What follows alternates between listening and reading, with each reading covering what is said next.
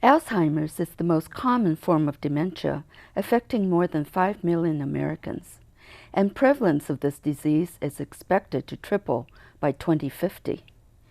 While deaths from cancer and heart disease are going down, deaths from Alzheimer's are going up. What's being done to develop effective treatments and prevention of this degenerative brain disease? Stay tuned.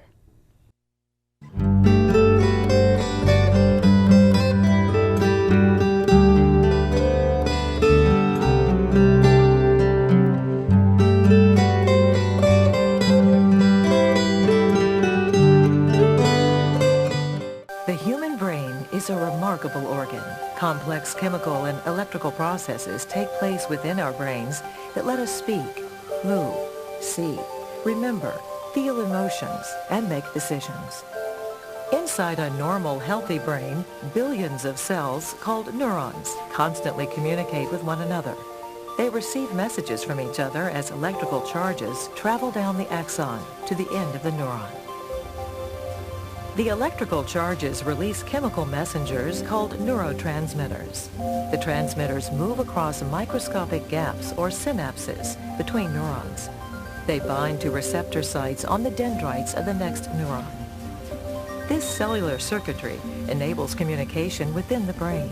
Healthy neurotransmission is important for the brain to function well. Alzheimer's disease disrupts this intricate interplay. By compromising the ability of neurons to communicate with one another, the disease over time destroys memory and thinking skills. Neurons in certain brain regions disconnect from each other and eventually die, causing memory loss. As these processes continue, the brain shrinks and loses function. We now know a great deal about changes that take place in the brain with Alzheimer's disease, but there is still much to learn. What other changes are taking place in the aging brain and its cells? And what influence do other diseases, genetics, and lifestyle factors have on the risk of developing Alzheimer's disease as the brain and body age? Scientific research is helping to unravel the mystery of Alzheimer's and related brain disorders. As we learn more, researchers move ever closer to discovering ways to treat and ultimately prevent this devastating fatal disease. Dr. Kirschner is an assistant professor of neurology and neurological sciences at the Stanford University School of Medicine. He is also director of research at the Stanford Center for Memory Disorders and principal investigator of the Alzheimer's Disease Clinical Trials Program. Dr. Kirschner has been on the board of directors of the Alzheimer's Association since 2012. Welcome, Dr. Kirschner. It's so good to have you here today. Thank you very much for inviting me. Well, let's start at the very beginning. When did we first become aware of this disease that we call Alzheimer's?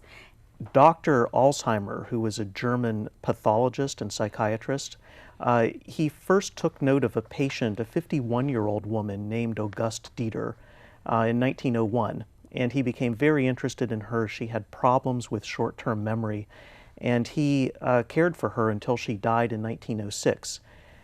Being a neuropathologist, he looked at her brain at autopsy, and he saw the characteristic plaques and tangles in her brain that have come to define what the disease is. And so because he was the first one to describe how the brain looks in somebody with those symptoms, the disease has ever since had his name attached to it. But probably the disease has been around forever. We know that cognitive change might be expected as a consequence of getting older, but what is that line between what is a disease and what is not a disease? Diseases like Alzheimer's disease start in the brain probably at least 20 years before there are symptoms. There are subtle symptoms that gradually come into play, and eventually the symptoms become severe enough that a doctor now says that a patient has dementia. The dividing line between normal symptoms, kind of normal, typical aspects of aging from the symptoms of an illness are really defined by how a person scores on cognitive tests in a hospital. And so, for instance, when patients come to see me and their symptoms seem very mild and not at all obvious, I'll have them go through a battery of what are called neuropsychological tests, where there are kind of cut points between normal performance and abnormal performance. And that can help define whether somebody is really out of the range of what would be expected for normal aging. And that would raise my concern that there's really a disease going on in the background. The prevalence of this disease is expected to triple by 2050. Now, is this simply a matter of people living longer and reaching the age at-risk age group, or is there something else going on here? Age is by far and away the leading driver of risk for Alzheimer's disease. And the fact that we talk about it so much more now and see so much more Alzheimer's disease than we did in the past, and the reason why we expect to see so much more in the future is because people are living longer. There are some other factors. For instance, diabetes, type 2 diabetes, is turning out to be a risk factor for developing Alzheimer's disease. And as our society gets heavier and has more of the so-called metabolic syndrome that our society has been battling with for a few decades now. Do we know now what causes Alzheimer's? We don't. We understand a lot about what it looks like under the microscope. We understand a lot about what the risk factors are, but we don't know what the root cause is. Lately in the news, we've been hearing a lot about concussions and head trauma of professional athletes as well as school children.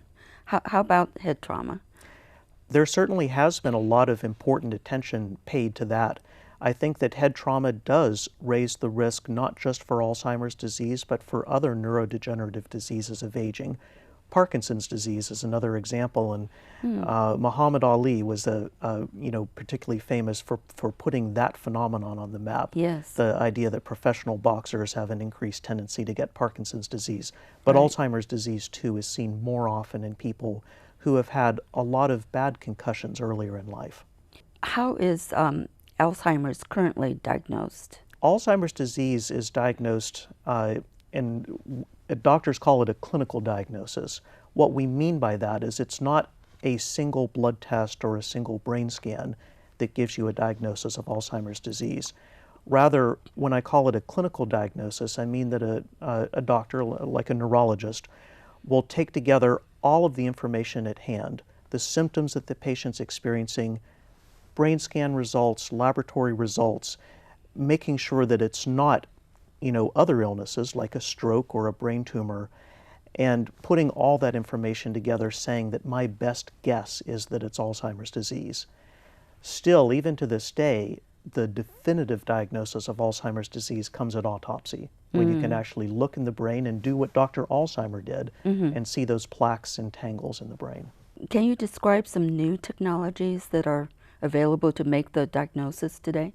It used to be the case, a decade ago, and even now to some extent, that a doctor would diagnose Alzheimer's disease pretty much after saying, it's not a stroke, it's not a B12 deficiency, your thyroid function is fine, so it's not all these other things, and so the only thing left is the one thing I can't test for, Alzheimer's disease. We call that a diagnosis of exclusion. But now we're in an era where we finally have available some tests that can actually lend evidence in favor of Alzheimer's disease. For instance, there's a new brain scan available called an amyloid PET scan, where you can actually determine whether somebody has amyloid plaques in their brain without opening the brain up and looking under the microscope. A doctor can also perform what's called a lumbar puncture or spinal tap to get cerebral spinal fluid. This is the water that surrounds the brain and spinal cord. And you can test for the levels of amyloid proteins and tau proteins in the spinal fluid, and that can lend evidence for or against a diagnosis of Alzheimer's disease. And there are a number of other tests like that that are still in research phases. There are people studying blood tests, for instance. And there's a lot of promise in this field of being able to look at body fluids and brain scans to help make a diagnosis. It's still not a perfect science yet. And we're still not at the point of being able to give a patient a definitive answer about whether or not they have Alzheimer's disease. should everybody be asking their primary care doctor to undergo some of these tests? And when are these tests actually helpful in a practical sense for most of us? Today, we don't currently have any effective therapy for Alzheimer's disease. And it doesn't make sense to go out and do a mass screening of the population in order to find early evidence of Alzheimer's disease because we don't have a drug to give people if they turn positive. Right. The time in which these tests are useful is when somebody has symptoms and when the diagnosis is unclear, when it's not clear if it's really Alzheimer's disease or maybe some other cause of cognitive problems like Parkinson's disease or frontotemporal dementia or any of a number of other illnesses that can cause cognitive decline. And when a doctor has a quandary about is it Alzheimer's disease or something else in somebody who has symptoms, these tests can be useful in that situation.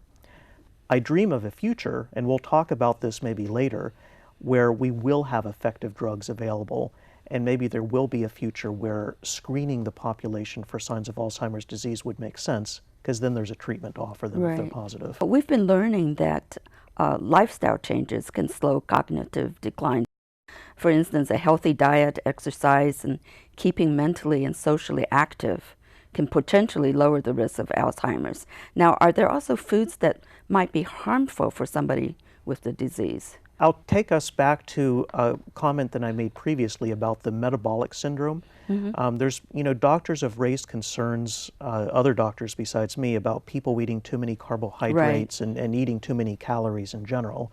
And there is this link between type 2 diabetes, obesity, and what are called vascular risk factors, things like high blood pressure and high cholesterol that can relate to diet. All of these things are associated with an increased risk of Alzheimer's disease. So I think that things in our diet that put us at risk for that kind of metabolic syndrome probably do put us at risk of Alzheimer's disease. And healthier diets, and most importantly, regular aerobic exercise, is really strongly associated with a decreased risk of the illness.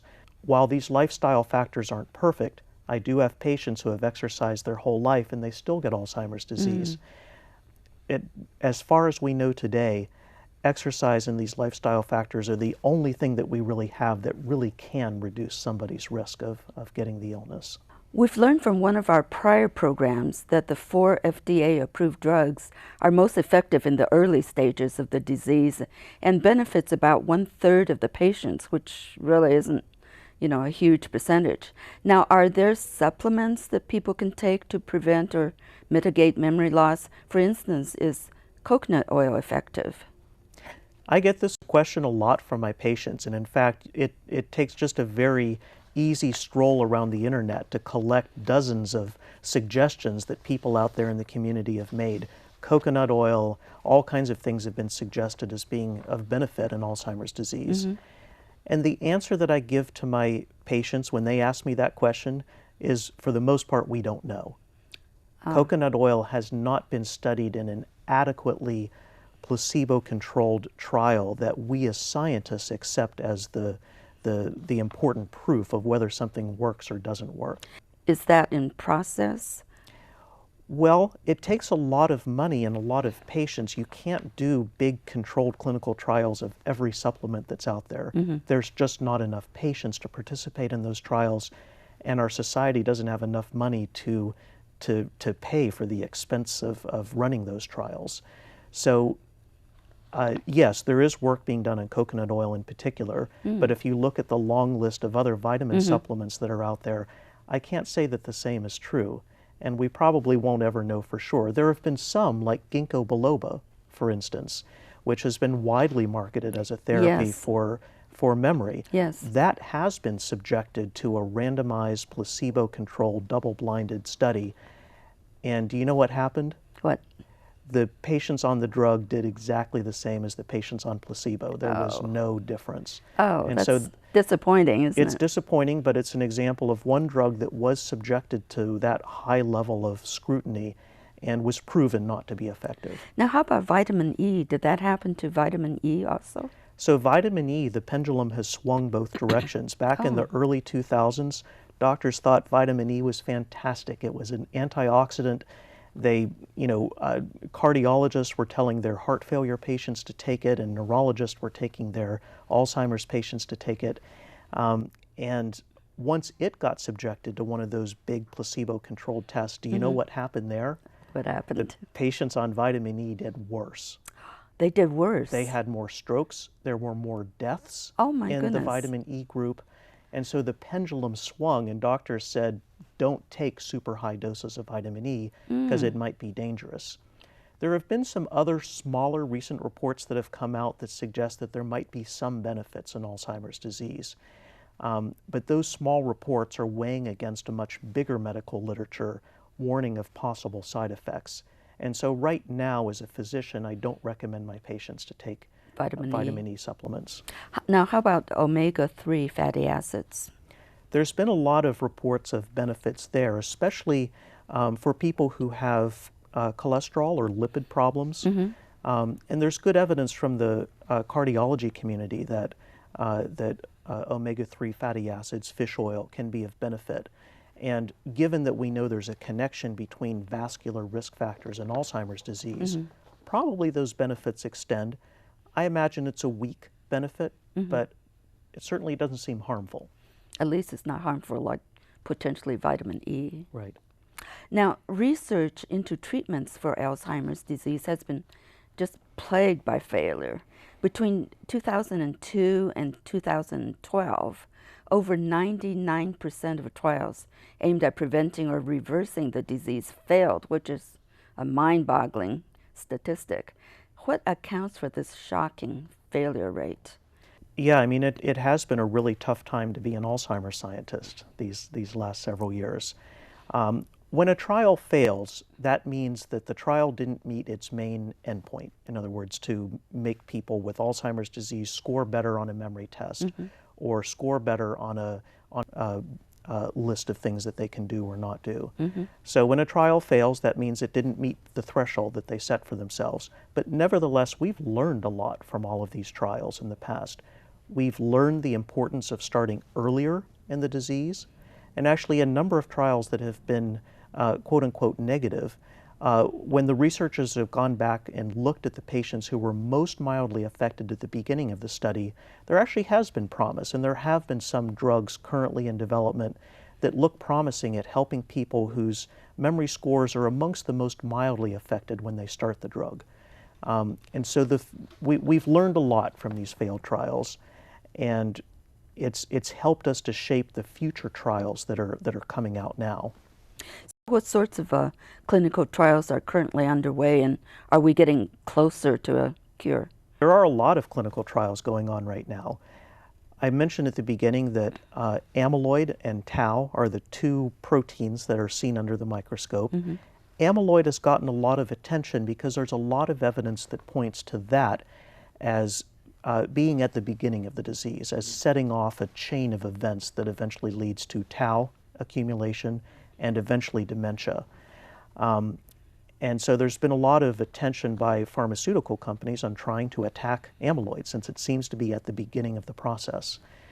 And so there are clinical trials still going on using what are called antibodies.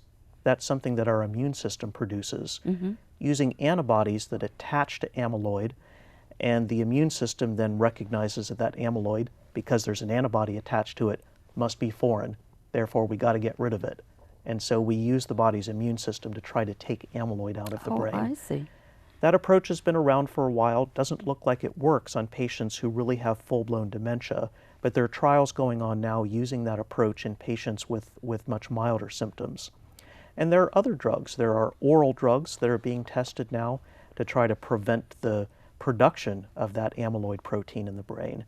And so we won't have the answers for all of these for a few more years. A few more years. Oh dear, we have to be patient, it sounds like. I heard about a clinical trial being conducted in Colombia, South America, on patients with a genetic form of Alzheimer's disease. Can you tell us a little bit about this trial, and what does it mean for the rest of us? Most people get Alzheimer's disease not through genetics. Genetics plays some role in the risk, but most people just get it because of age and because of other risk factors.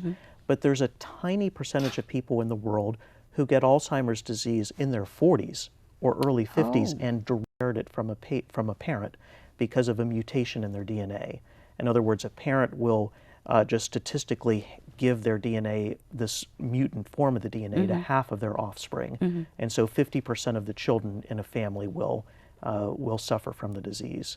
And they will, if you inherit that bit of DNA, you will definitely get the illness. And you can actually predict within a few years the age at which the symptoms will start based on the age that the symptoms started in the parents and the grandparents. And so this presents a very interesting scientific situation where you can test somebody's DNA when they're a child or a young adult, and say you test somebody's DNA when they're 25. You can know with a certainty that they're going to develop Alzheimer's disease, say, at age 43. And so this allows you to, if you have a drug that has proven to be ineffective when it started once patients already have symptoms, this presents an opportunity now to start that drug before the symptoms start and then wait and see if that person in fact goes on to get Alzheimer's disease when they otherwise would have or not. Is this what's been happening with this trial? This is exactly what's going on. And so the first patients have been dosed with one of these anti-amyloid antibodies. And we're now waiting. There's a placebo-controlled form of this, so we in a study you always have to compare the active drug to an inactive drug. Now the genetic form of Alzheimer's is very small percentage of the total population, is that right? That's right. One natural question is that disease that this rare group of people in Colombia get, is that relevant for the rest of us? There's a lot of evidence to think that it is. Under the microscope, their brain looks the same as an 85-year-old who gets the disease just because of age. And so there's a lot of reason to think that what we learned from that trial is going to be broadly applicable to the rest of us. And how large is this trial? I don't remember the exact numbers, but it'll be... but it's fairly large? It's large enough to be able to see a difference. I have also heard about the A4 trial. I think I heard it from you, in fact. Can you please explain what that is all about? Well, the A4 trial is really meant to address this fundamental question of, is regular Alzheimer's disease that we all get because of age any different from this genetic form of Alzheimer's disease? So here, patients who are 60 years of age and older are being invited to get an amyloid PET scan. I mentioned earlier that this is a new brain imaging technology that allows you to see if somebody has amyloid plaques in their brain or not. Right. So patients who are normal, who have no symptoms of memory impairment, their husband or wife doesn't think that their memory is bad, and they test normally on a set of memory tests, but their brain scan is positive for amyloid plaques.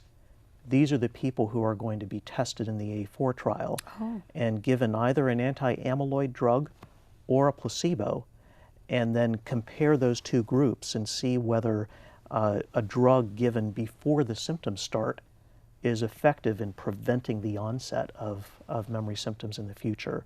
So that trial has started now too. So we call this a secondary prevention trial.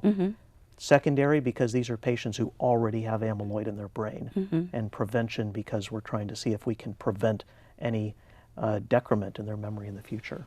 What are the barriers to moving research forward? Have we simply run out of ideas, or are there other obstacles to advancing the field? We're lucky. We live in a day and age where we have a lot of ideas for attacking Alzheimer's disease. But there are obstacles. We don't have enough patients to test in clinical trials. It's always hard to recruit enough people. We need people in the community, people suffering from this disease, to see how important research is. We need people to be excited to participate in research, because this is the only way we can learn if these ideas work or not. Another big obstacle for us is money. Our federal government has not put Alzheimer's disease on nearly as high of a priority list as a number of other admittedly very important diseases like HIV and heart disease and cancer. What we've learned from those other diseases, take HIV for instance, there was an incredible amount of money put into HIV research in a very short amount of time in the 1980s and 90s. Yes. And the field became absolutely revolutionized. The same thing could happen in Alzheimer's disease. It takes a lot of money to run big research trials and to develop new ideas and to test them. Now, why do you think it hasn't in Alzheimer's? Because it's such a pervasive disease. There's a lot of stigma attached to cognitive decline. And I think that there's been a big tendency, an understandable tendency on the part of patients and especially their families to hide symptoms, to not be vocal about it. In HIV, we saw patients come out, march on Washington, have big rallies. They were very vocal. Right. And they forced their congressmen and congresswomen to vote in new money, new spending for research. We need our families and our patients with Alzheimer's disease to be just as vocal.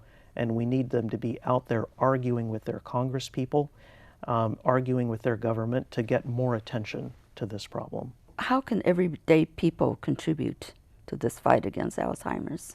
Seek help if you haven't already. Talk to people in your community. Talk to your doctors about ways that you can get involved in research. Talk to your public officials about ways you can get more attention paid to this illness. How can we encourage people to volunteer for these clinical trials? In part, I think what we're doing right now is helpful. I think that there's been a lot of press about all the negative results and failed clinical trials, and I think there's a lot of pessimism in the community. It's great for people to be able to hear that researchers actually have a lot of optimism, and there are a lot of good ideas being tested. So part of it is getting the message out that there's that researchers are very excited and there are good ideas, and trying to teach people about this research. I think that's the best way to get people interested. Well, Dr. Kirschner, you have been a wealth of information. Thank you so much for being with us today. Thank you for having me. Thank you so much for being with us today, and I certainly hope you found our program informative. Be sure to remember to watch our shows on YouTube. See you again next week on The Better Part. Bye-bye.